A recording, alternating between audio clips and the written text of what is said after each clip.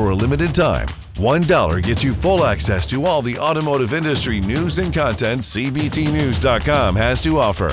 CBT News. Subscribe today.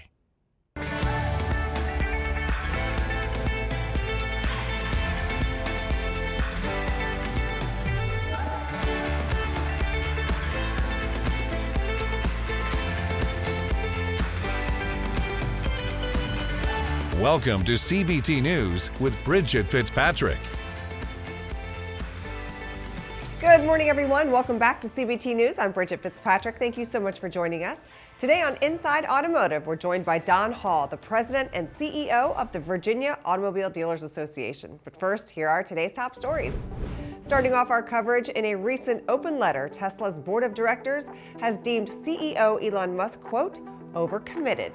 The letter follows the mid-air explosion of the SpaceX Starship test flight and Tesla's first quarter earning report that saw a net income decrease by more than 20% from a year prior.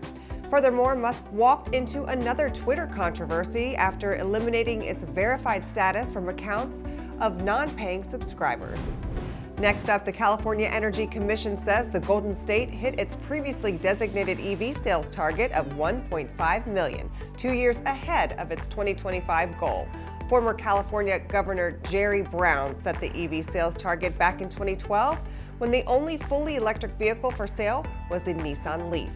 In 2023, 40% of all zero-emission vehicles sold in the U.S. have been sold in California with the help of $2 billion in incentives through the years.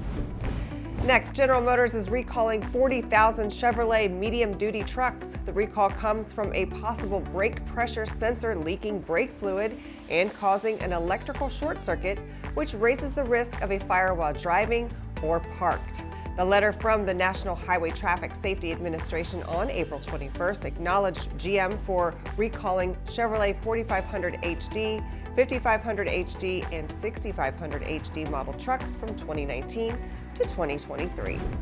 Wrapping up our coverage, former General Motors president Lloyd E. Royce, who devoted his retirement to civic philanthropy, died on April 21st, 2023 at the age of 86. Current GM CEO Mary Barra said in a statement, quote, Lloyd Royce was a talented executive and leader of GM and was a strong force in the community. My thoughts and deepest sympathies, along with everyone at GM, are with the entire Royce family. Don't go anywhere. Coming up next is Don Hall, the president and CEO of the Virginia Automobile Dealers Association. We'll be right back.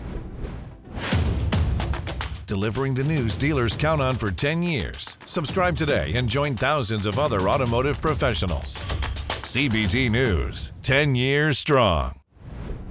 Joining us on Inside Automotive is Don Hall, the president and CEO of the Virginia Automobile Dealers Association. Check it out. On behalf of all of the Virginia dealers out there and all of the dealers out there, you do a great job. So thank you for fighting the good fight every day. So there's a few things that I want to talk to you about, and you've been so gracious to come into the studio. We normally do this through Zoom, as you know, but so we're so happy to have you right here at the news desk, so you can't get away. I do want to do a number of segments with you, as you know, today, but the first one I want to talk about is EVs. I mean, I know that's something that's near and dear to your heart and so many dealers out there.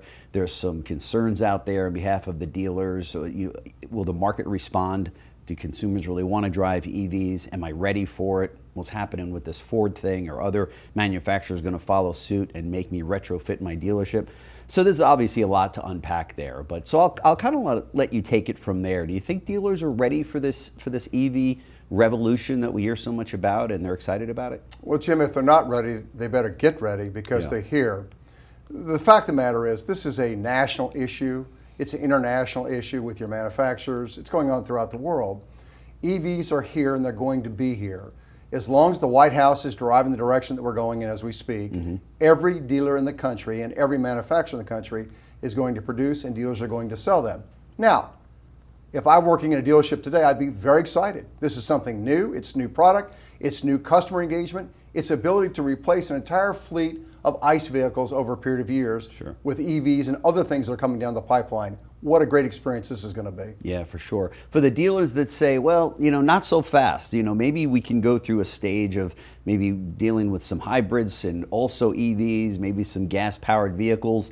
How long do you think it will be before, what kind of a runway do dealers have on ICE vehicles? And obviously, we're not going to hit a switch next year and everything will be electric, but how quickly do you think it will be before all of the vehicles being shipped to dealers will be EVs? Well, Jim, as you know, the EPA came out with some new guidelines recently that basically is going to make all states, if you will, sort of CARB states, meaning California Air Resource Board states, right, which Virginia is, as many other northeastern states are as well. Right. And so the fact is we are heading in this direction at a rapid pace. Right. Many manufacturers expect by 2030 or earlier in some cases to be quite a bit higher in EV penetration with new vehicles and so forth.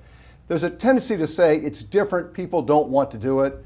I go back in the industry long ago, in the late 70s, when people said, Don, people will never finance a car for more than 24 months. It will never, ever happen.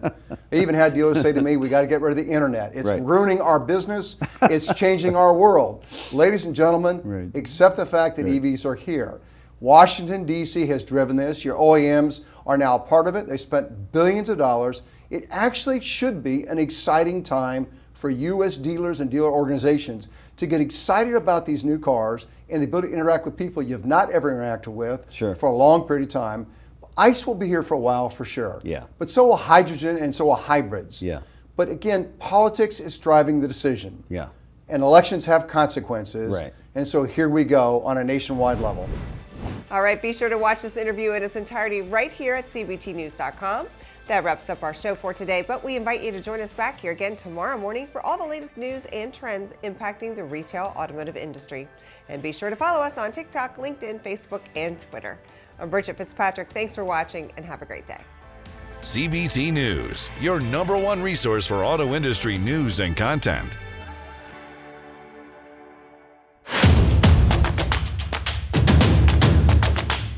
Join the #1 most watched newscast in the automotive industry. CBT News. Subscribe today.